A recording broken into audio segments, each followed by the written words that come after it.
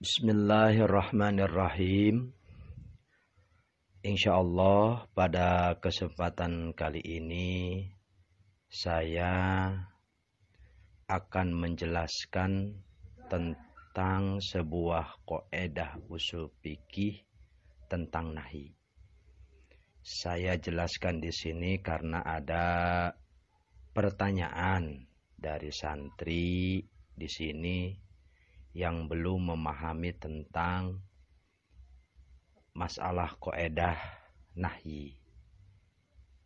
Yang kedua, alasannya memang karena ada dulu pernah di sini ada musyawarah santri dan ada pertanyaan tentang bagaimana hukumnya jual beli motor atau kendaraan yang tidak komplit surat-suratnya atau dikatakan motor bodong. Dan memang hasil musyawarah santri tersebut memutuskan musyawarah bahwa jual beli motor bodong itu tafsil. Tafsilan pertama, bisa hukumnya tidak sah dengan alasan karena bukan milik sendiri. Karena dalam jual beli itu harus barangnya itu milik si ba'i, yaitu milik sendiri. Berarti termasuknya baik fuduli, jual beli fuduli, yaitu menjual milik orang lain, dan memang tidak sah. Yang kedua, bisa memang sah jikalau diyakini dan diprediksi atau dizon bahwa motor tersebut atau kendaraan tersebut memang milik dia, tapi memang tidak ada surat-suratnya. Nah, saya dalam kesempatan ini karena ada kaitannya dengan hukum fikih tadi, kaitannya dengan usul fikih kaidah nahyi, maka sekalian saya akan menjelaskan sebuah kaidah usul fikih, yaitu masalah nahyi. Dan memang kaidah ini terdapat dalam kitab usul fikih manapun, terutama dalam kitab Jam'ul Jawami, terdapat dalam juz awal Shahifah 393, terdapat juga dalam kitab Waraqat, terdapat juga dalam kitab Irsyadul Fuhul, terdapat juga dalam kitab Al-Mustashfa Imam Ghazali, terdapat juga dalam kitab Ghayatul Wusul, dan terdapat juga dalam kitab Latoiful Isyarah dan lain-lain. Mana kaidahnya? Yaitu ada kaidah usul fikih mutlaqun nahyi yadullu ala fasadil manhi anhu illa fil kharij ghairi lazimi. Artinya, jikalau ada nahyi mutlak, artinya nahyi mutlak itu cuma nahyi, tidak ada qaid apapun, itu memang bisa menunjukkan nahyi tersebut terhadap ruksaknya manhi anhu. Artinya ruksaknya manhi anhu itu, manhi anhunya jikalau sengaja dan dipaksa dilaksanakan oleh seorang mukallaf, tahu itu dilarang, tapi maksa dilaksanakan dan dikerjakan, maka pekerjaan tersebut fasad, artinya tidak sah. Illa, kecuali fil kharij ghairi lazimin, kecuali jikalau manhi anhunya dilarangnya karena faktor lain yang tidak lazim, artinya tidak mesti terhadap larangan tersebut. Oke, sebelum membahas secara mendetil, kita bagi dua. Jikalau ada nahi, apakah bisa menunjukkan yang dilarangnya tersebut sah atau tidak? Kita contoh aja, langsung contoh. Seperti ada larangan sholat untuk orang yang lagi haid. Jikalau orang yang haid itu maksa sholat dan wudhu, apakah sah atau tidak sholatnya gitu? Jelas kalau haram karena an-nahyu ditahrim. Cuman yang jadi permasalahan, apakah sah enggak sholatnya? Nah gitu. Nah ini berkaitannya dengan itu maksudnya. Maksud fasadnya manhi anhu, kalau memang larangan tersebut yaitu sholatnya orang yang dilaksanakan atau sengaja dilaksanakan, apakah sah atau tidak sholatnya? Ya jelaskan di fikih tidak sah. Nah ini proses usul fikihnya bagaimana? Makanya kita bagi kaidahnya. Yang pertama, mutlaqun nahi yadullu ala fasadil manhi anhu. Pertama, mutlak nahi itu terbagi dua. Nahi mutlak itu terbagi dua. Yang pertama, ada nahi itu berupa larangan dalam ibadah, pilarang ibadah. Yang kedua, ada nahi larangan dalam berupa muamalah, transaksi, jual beli, gade dan sebagainya. Nah, satu poin dulu, yaitu nahi dalam ibadah. Jikalau ada larangan dari Allah atau dari Rasulnya, dan larangan itu berupa ibadah, itu terbagi dua dulu. Terbagi dua. Yang pertama, ada manhiyun anha li'ainiha. Yang dilarangnya ibadah itu memang datianya ibadah. Ibadah itu sendiri yang dilarangnya. Maka bagaimana itu kaidahnya? Ya dulu alal fasad. Jadi sekali lagi, jikalau ada nahi dalam masalah ibadah, ada larangan ibadah, dan yang dilarangnya itu memang datiahnya ibadah itu sendiri, maka nahi tersebut bisa menunjukkan, kata usul fikih, terhadap fasad. Artinya kalau sengaja dilaksanakan larangan tersebut maka tidak sah. Seperti sholatnya orang yang haid dan puasanya orang yang lagi haid. Sholatnya orang haid memang dilarang langsung oleh Rasulullah Sallallahu Alaihi Wasallam. Naha an sholatil haidi. Rasulullah melarang sholatnya orang yang haid. Dan yang dilarangnya bukan apa-apa, yaitu sholatnya. Maka jikalau orang yang haid sengaja dia itu sholat, dia tahu itu haid tapi sengaja sholat, maka tidak sahlah sholatnya. Gitu. Ataupun puasanya orang haid. Orang haid kalau berpuasa tidak sah. Karena sesuai dengan kaidah ini, yang dilarang oleh Rasulullah itu kan puasanya, datiahnya puasanya. Maka kalau sengaja dilaksanakan puasa itu tidak sah. Sebab ya dulu alal fasad. Nah, yang setiap nahi dalam ibadah dan yang dilarangnya datiahnya ibadah, itu pasti fasad. Seperti sholatnya orang haid, puasanya orang haid. Yang dilarang puasanya. Seperti mana lagi?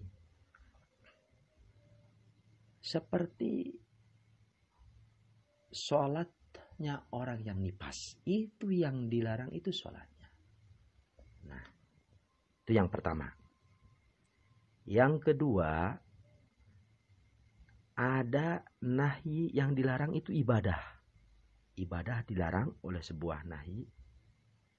Cuman yang dilarang bukan datianya ibadah. Yaitu manhiyun anha li amril kharijin anha. Yang dilarangnya bukan datianya ibadah, tapi faktor lain. Saluarin ibadah. Faktor lain di luar ibadah. Yang dilarang faktor lainnya, bukan ibadahnya. Nah itu terbagi dua. Pertama ada faktor yang lazimin laha, yang memang lazim terhadap itu larangan. Terhadap ibadah itu maksudnya terhadap itu larangan. Maksudnya gimana? Jadi kaidahnya gini, mutlaqun nahi bil ibadah manhiyun anha li amrin kharijin aha laziminha ya dulu alal fasad.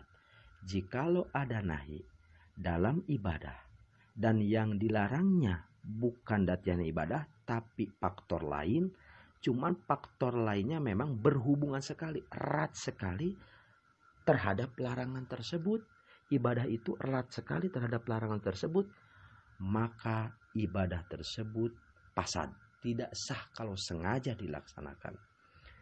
Seperti apa?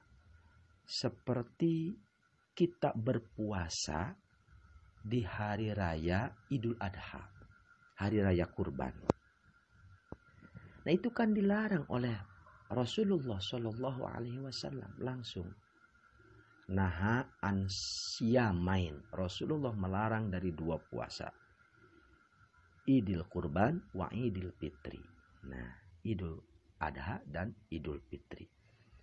Kita ambil saja Idul Fitri.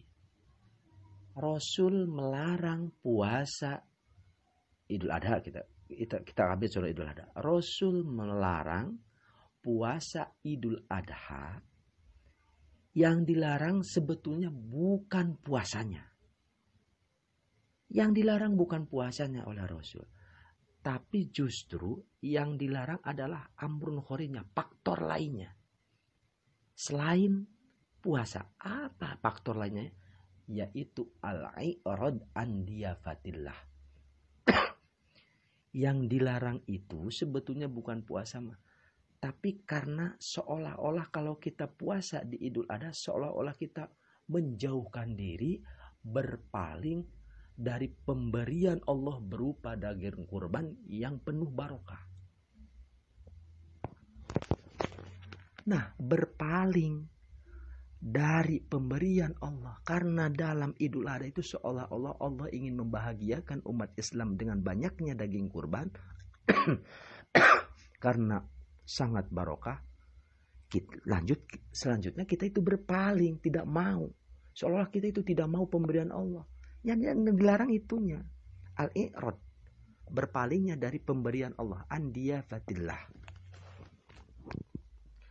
Nah yang dilarang itu andiyafatillah.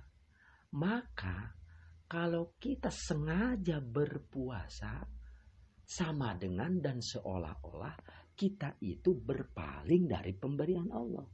Kita kan tahu dalam Idul Adha nih ada pemberian dari Allah berupa daging korban.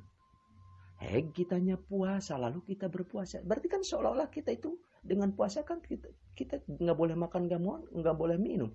Seolah-olah kita menjauh, berpaling dari pemberian Allah. Nah dengan puasanya di Idul Adha itu lazim, mesti sinkron menuju terhadap larangan, yaitu diyafatillah. Kalau kita memaksa puasa berarti kita lazim terhadap i'rad an diyafatillah, menjauhi dari pemberian Allah, gitu maksudnya. Lazimullah. Maka puasanya tidak sah sebab fasad, sesuai dengan kaidah usul fikih tadi. Seperti apa lagi? Seperti kita melaksanakan sholat sunnah ba'da subuh, ba'da sholat asar, yaitu setelah terbitnya fajar, setelah terbitnya matahari. Nah itu dilarang oleh Rasulullah SAW dengan hadisnya, kamu jangan melaksanakan sholat sunnah dalam 5 waktu, yaitu ba'da subuh, ba'da sholat subuh, yaitu ba'da asar, dan ketika terbitnya matahari. Itu dilarang oleh Rasulullah SAW. Dan yang dilarangnya sebetulnya bukan sholatnya, tapi yang dilarangnya yaitu amrun kharij oleh Rasul. Yaitu ada faktor lain selain sholat. Apa faktor lainnya amrun kharijnya? Yaitu karena kita membarengi terhadap orang-orang yang menyembah matahari. Karena kan ada penyembah matahari, ketika matahari keluar dia itu menyembah. Biasanya kan matahari setelah subuh keluarnya. Terus dan ketika terbenamnya matahari maka disembahlah oleh orang-orang tersebut. Nah, karena kita itu tasyabuh, membarengi orang-orang yang sedang menyembah matahari dengan sholatnya, nanti dikatakan menyembah matahari. Nah, karena berbarengan inilah maka dilarang oleh Rasulullah. Jadi yang dilarang itu bukan sholatnya, karena amrul kharijnya. Artinya amrul kharij faktor selain sholat. Kalau kita memaksa sholat setelah sholat sunnah, setelah sholat asar, maka pasti dengan sholat tersebut lazimun. Berarti kita pasti membarengi, menyamai orang-orang yang lagi menyembah matahari. Makanya sholat ba'da asar dan ba'da subuh kalau sengaja dilaksanakan oleh kita itu tidak sah, karena ada kaidah usul fikih mutlaqun nahi fil ibadah maniyun an hali amrin kharijan aha lazimun laha yadullu 'alal fasad. Itu kaidah dalam madhab Imam Syafi'i.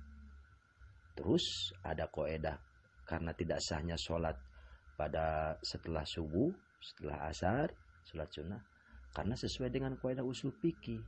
Apa kaidah usul fikih mah? Al-amru la yatanawwalul makruh. Yang namanya perintah tidak mencakup terhadap pekerjaan yang makruh. Memang diperintah kita sholat sunnah, tapi kalau seumpamanya sholat sunnahnya dalam waktu yang dimakruhkan itu, ya perintah itu tidak menuju ke sana. Artinya tidak diperintah kalau sholatnya setelah subuh, waktunya setelah asar. Artinya perintahnya salah ke sana. Makanya laksanakan sholat sunnah itu selain yang itu. Nah, sholat sunnah mutlaknya. Oke, kita lanjut.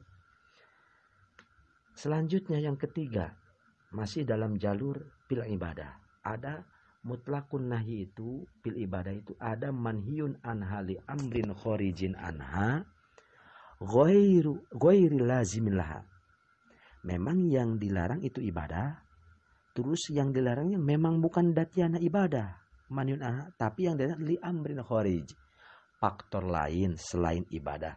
Cuman faktor lainnya itu amrun kharijnya ghair lazim, tidak mesti terhadap larangan tersebut jikalau sengaja dilaksanakan. Maka apa kaidahnya? La yadullu 'alal fasad. Kalau dipaksa sengaja dilaksanakan memang tidak menunjukkan terhadap fasad, artinya bisa sah ibadahnya. Jadi kalau ghairul lazim, ingatkan, kalau nahinya dalam ibadah, terus yang dilarangnya bukan datyana ibadah tapi amrun kharij, tapi ghair lazim sifatnya, tidak mesti amrun kharijnya terhadap larangan tersebut, maka tidak fasadlah. Artinya kalau sengaja dilaksanakan ya sah sholatnya, sah ibadahnya, cuma tidak dapat pahala. Seperti apa? Seperti kita berwudu memakai air dengan cara gasap. Kita mau wudu, ibadah kan? Diperintah wudu itu. Cuman kan ada larangan. Kita tidak boleh menggasap. Kita menggasap air untuk wudu. Nah. Ada larangan. Yang dilarang kan bukan wudunya. Wudunya sih diperintah. Yang dilarang bukan wudunya. Tapi dilarang faktor lain selain wudu, yaitu karena ada gasapnya. Yang dilarang itu bukan wudu tapi gasapnya itu. Terus gasap itu gue lazim. Artinya apa? Pekerjaan menggasap tersebut tidak mesti harus dengan wudu. Pekerjaan menggasap air itu tidak mesti harus dengan wudhu. Karena bisa saja kita menggasap air untuk minum dengan tidak cara dengan wudhu, atau mengambil untuk mencuci dan lainnya. Nah, maksud tidak mesti itu, yaitu wudhu tersebut tidak memastikan terhadap harus gasap. Gasap itu mesti harus dengan wudhu saja, karena gasap bisa dilaksanakan dengan cara contoh kita untuk minum atau untuk mencuci baju dan sebagainya, tidak dengan cara wudhu menggasapnya. Makanya tidak lazim. Nah, yang tidak lazim, ghairu lazimun laha, itu memang tidak fasad. Setiap yang ghairu lazim, amrun kharij yang ghairu lazim, tidak fasad aja pokoknya. Seperti apa lagi? Kita sholat fi autonil ibil. Ada larangan, la tusallu fi autonil ibil, kata Rasulullah.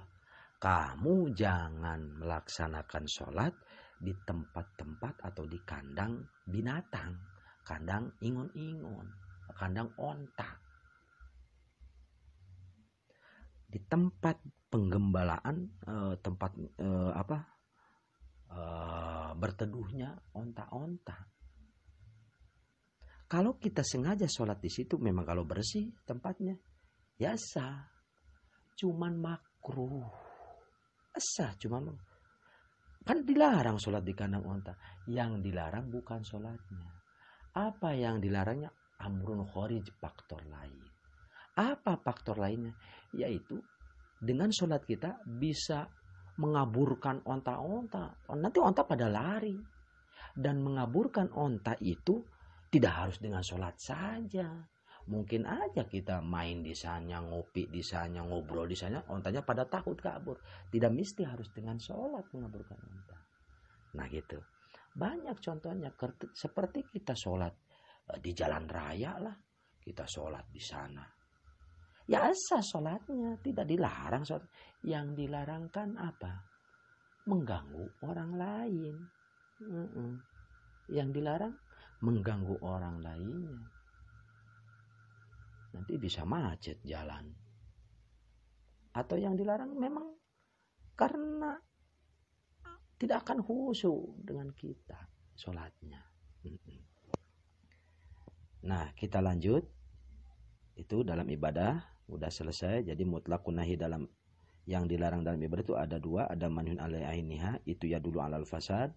Yang kedua ada manhyun anha li amrin kharijan, terbagi dua lagi. Ada yang lazimun laha. Kalau yang lazimun laha ya dulu ala fasad. Bisa fasad, bisa enggak sah itu ibadahnya kalau sengaja dilaksanakan. Terus yang ketiga ada yang ghairu lazim amrun. Nah, yang ghairu lazim itu la yadul al fasad. Kalau sengaja dilaksanakan, dipaksa dilaksanakan, sah masah. Cuman memang tidak dapat pahala. Artinya tidak dapat pahala karena ada jihad amar, ada jihad nahinya.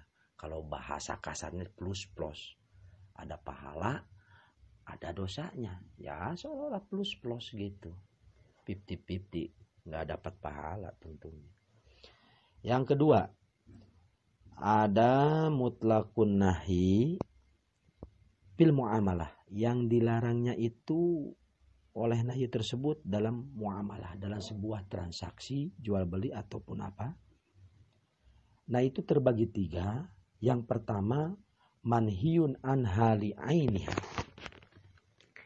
Yang dilarangnya itu memang datiyahnya muamalahnya tersebut, transaksinya tersebut, jual belinya tersebut yang dilarang itu. Atau li asliha, yang dilarangnya itu memang jual belinya, muamalahnya yang dilarang oleh Rasulullah atau Allah itu. Maka jika yang dilarangnya itu aini atau li asliha, bagaimana kaidah usul fikihnya? Ya dulu alal fasad. Jadi bahasanya mutlaqun nahyi fil muamalah manhiyun an hali ainiha ya dulu alal fasad. Artinya dulu alal fasad, jikalau transaksi atau muamalah tersebut sengaja kita laksanakan, tidak sah karena fasad. Seperti mana? Seperti jual beli haswat. Jual beli haswat itu jual beli pakai kerikil. Ini zaman jahiliyah dulu. Zaman jahiliyah dulu kalau jual beli kita ke pasar cuma cukup melemparkan kerikil, kalau toh kerikil itu jatuh kepada contoh baju yang warna merah, ya udah itu yang jadi. Nggak bisa gimana, itu yang harus dibeli, udah. Nah, itu dilarang. Dilarangnya memang jual belinya, karena jual belinya nggak bener, nggak pakai akad. Nah, nggak pakai akad, nggak ada akadnya. Cuma ada kerikil ke sana, ya udah itu yang dibeli. Nggak tahu itu rusak, nggak tahu itu bagus. Terus nggak pakai akad. Nah, itu memang ada hadis Rasulnya tidak boleh jual beli hasad. Nah, yang dilarangnya memang itu datiyahnya jual belinya tersebut. Jadi sekali lagi, mutlaqun nahi bil muamalah min ahli ainiha yadullu 'alal fasad. Yang kedua, yaitu mutlaqun nahi bil muamalah manhiyun anha li amrin dakhil. Jikalau ada nahi mutlak, tidak ada kaidnya, dalam muamalah, yang dilarang itu muamalahnya, dan yang dilarang itu karena amrun dakhil. Apa amrin dakhil itu? Yaitu faktor dari dalam. Yang memang dari faktor akadnya itu yang kurang mencukupi syarat dan rukunnya. Maka itu gimana menurut kaidah usul fikih? Ya dulu ala fasad. Kalau sengaja larangan tersebut, muamalah tersebut yang dilarang tersebut dilaksanakan, maka tidak sahlah karena fasad. Seperti apa? Seperti bai'il malaqi. Kita jual beli hewan janin yang ada dalam hewan. Contoh kita punya sapi lagi lagi hamil gitu. Dijual anaknya saja tuh yang ada dalam dalam kandungannya. Saya jual nih anak janin sapi, janin yang dikandung sama sapi saya. Itu memang tidak sah jual belinya. Kenapa tidak sah? Karena ada yang dilarang itu bukan jatiahnya jual beli, justru bukan. Silakan jual beli, cuma ada larangan. Yang dilarang itu amrun dakhilnya, faktor dalam. Yaitu karena memang jual belinya di dalamnya tidak tidak cukup syarat dan rukunnya. Syaratnya kan harus rukunnya kan harus ada mabi. Mabinya ini nggak kelihatan karena dalam kandungan janinnya nggak kelihatan hidup atau tidaknya, kan gitu. Berarti pasar. Ya, kita lanjut. Yang ketiga yaitu mutlaqun nahi bil muamalah manhiyun anha li amrin kharijin anha.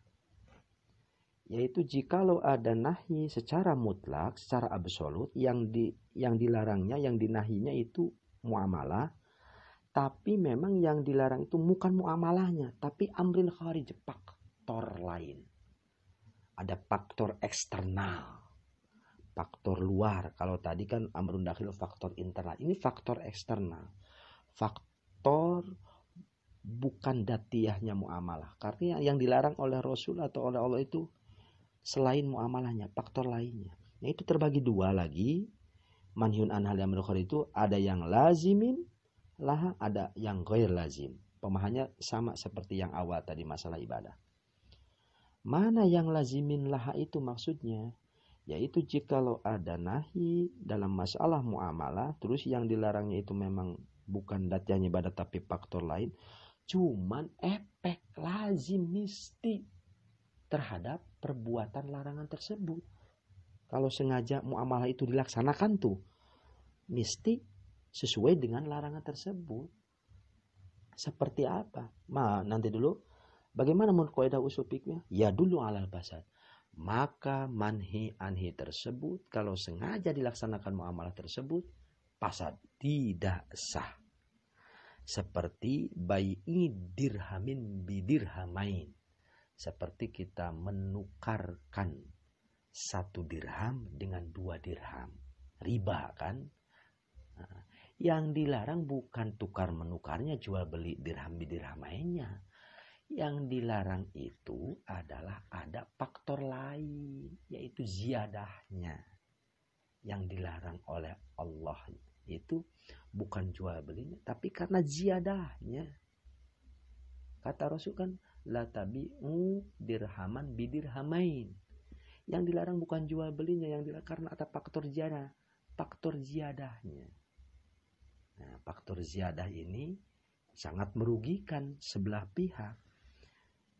Tuh, yang dilarang kan bukan muamalahnya, tapi faktor luar selain ibadah, yaitu ziyadah. Dan kalau kita memaksakan sengaja jual beli dirham bidirham, berarti kan ada ziyadah. Berarti efek dong, memistikan terhadap larangan Rasul, yaitu ada ziyadah. Kalau kita memaksakan jual beli dirham bidirham, berarti seolah kita melaksanakan ziyadah, riba. Maka itu fasad. Yang kedua yaitu manhyun an hali amrin kharijin ghairi lazimin laha. Yaitu jikalau ada nahi dalam muamalah dan yang dilarangnya bukan datiyahnya muamalah tetapi faktor lain, faktor eksternalnya. Yang dilarang bukan muamalahnya, tapi yang dilarang ada faktor, ada sesuatu yang lainnya. Tapi sesuatu lain itu gue lazim laha.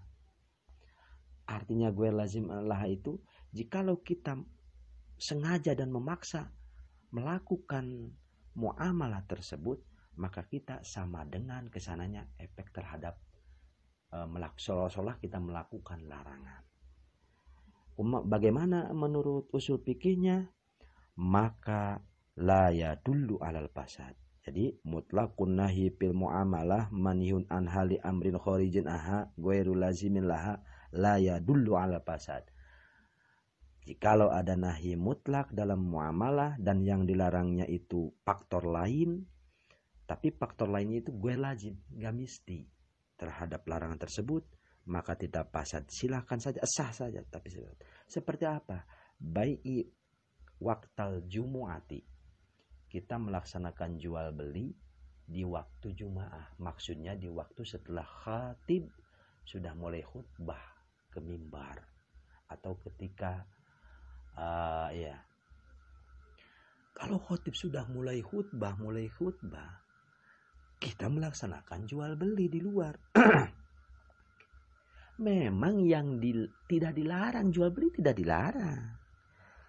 Cuma yang dilarangnya itu faktor lain. Apa faktor lainnya amrul kharijnya? Yaitu kita seolah-olah menghalangi diri kita untuk mengikuti Jumaah.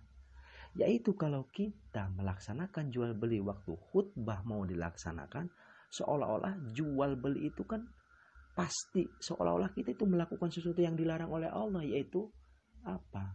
Mengganggu diri kita. Jual beli tersebut mengganggu diri kita untuk melaksanakan apa?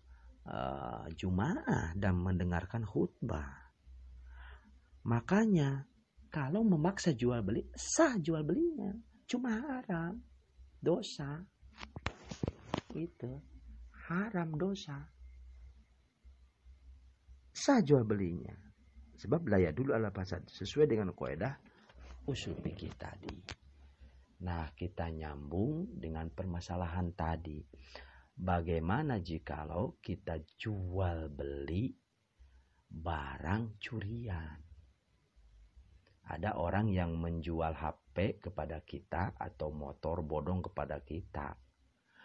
Kalau sudah yakin bahwa itu motor bekas curian, ladang curian bukan bekas curian, ladang hasil dari curian atau HP dari curian, kita yakinnya dengan melihat sendiri atau dengan informasi yang kuat atau dengan pengakuan si penjualnya sendiri bahwa ini hasil mencuri motor HP ini, maka tidak sah.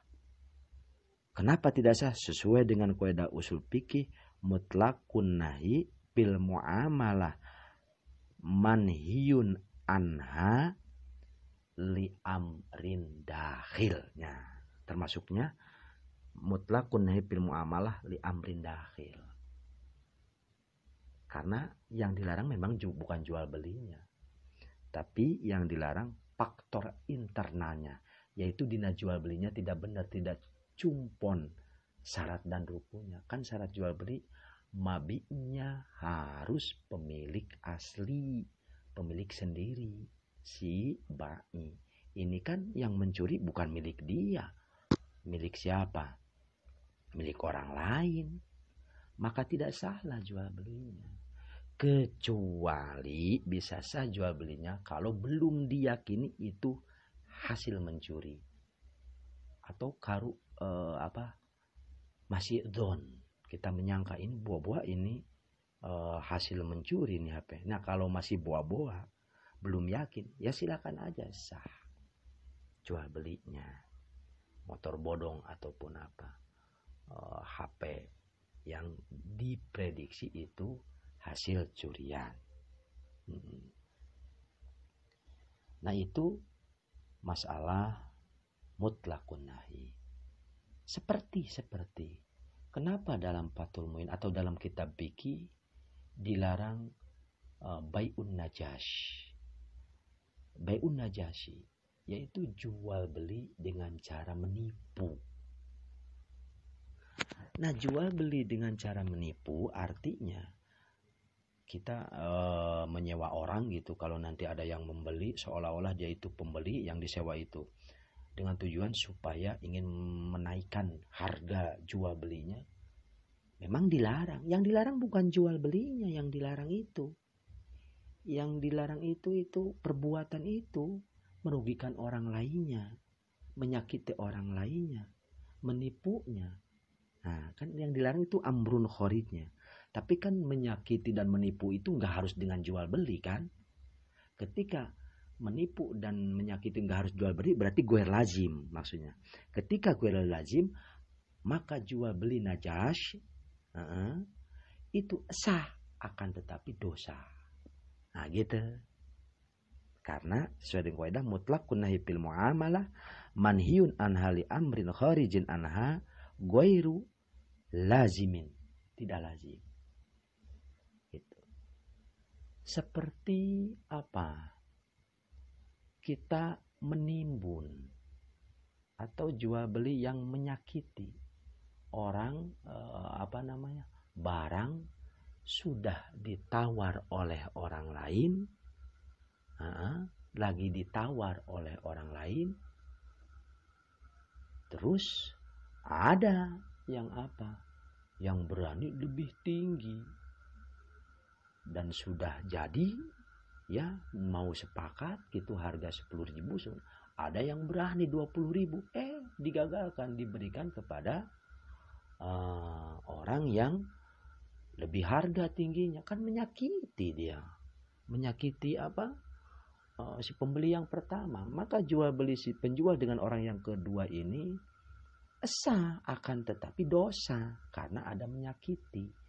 Yang dilarang bukan jual belinya, tapi yang dilarang menyakitinya. Dan menyakiti itu gue lazim, artinya menyakiti seseorang itu nggak harus dengan jual beli yang kayak tadi itu, bisa dengan menyakiti langsung saja, menyakiti nggak dengan cara jual beli, menyakiti orang aja kan dengan cara apapun bisa menyakiti orang. Karena nggak lazim maka la yadullu alal fasad. Terus ada lagi yang bertanya kepada saya, santri di sini, bagaimana hukumnya jual beli, yaitu kita menjual motor kita kepada orang lain, tapi dengan mengatakan, Bapak, saya ini jual motor, tapi nanti ini motor akan dibeli lagi oleh saya. Jadi Bapak jangan, kalau udah membeli motor ini, jangan jual kepada siapa-siapa. Nanti saya akan beli lagi tanggal 1 sama tanggal 2 Januari akan beli lagi oleh saya. Boleh enggak jual beli begitu? Sah enggak? Nah gitu. Itu disebutnya bai'ul uhdah. Atau ada bahasa lain lah dalam kitab fikih mah. Dan ada yang mengatakan bai'ul uhdah. Jual beli dengan perjanjian. Nah sebetulnya kalau melihat kias itu tidak boleh. Sebetulnya kalau melihat kias. Akan tetapi karena ada faktor lain yaitu untuk saling tolong menolong seseorang karena dia itu kan sangat membutuhkan uang sekali, cuma punya motornya saja terpepet, dan nanti akan dibeli lagi motornya oleh si penjual itu, maka silahkan sah menurut fikih bai'ul uhdah. Jadi silahkan sah jual belinya. Berarti si bapak tersebut tidak boleh menjual motornya lagi. Nah, nanti kalau tanggal 10 dibeli, ya silahkan akad jual beli. Jadi akad jual beli uhdah yang pertama itu sah. Sah. Memang yang dilarangnya, memang dilarang karena kan seolah-olah jual beli kan untuk selamanya. Yang dilarang muamalahnya, yaitu manhiun anha li amrin kharij, faktor lain. Cuman faktor lainnya yaitu tidak sesuai dengan atau kias, karena goer lazim. Ini karena goer lazim. Artinya goer lazim tidak mesti dengan jual beli seperti itulah maka kita melaksanakan suatu larangan. Nah, mungkin itu yang bisa saya sampaikan tentang masalah qaedah mutlaqun nahi, apakah yadu alal fasad, apakah la yadullu alal fasad. Mudah-mudahan ada manfaatnya untuk kita semua. Mudah-mudahan kita dibarokahi ilmunya. Amin. Dan ini memang ada keterangan dalam Kitab Jawami Juz Awal Sohipah 393. Dalam Waraqat juga ada, dalam Irsyadul Fuqul juga Mustashfa ada. Sekian, kalau ada benarnya dan itu hakikatnya dari Allah, dan jika ada kesalahan memang dari kebodohan saya sendiri. Wallahu a'lam bishawab.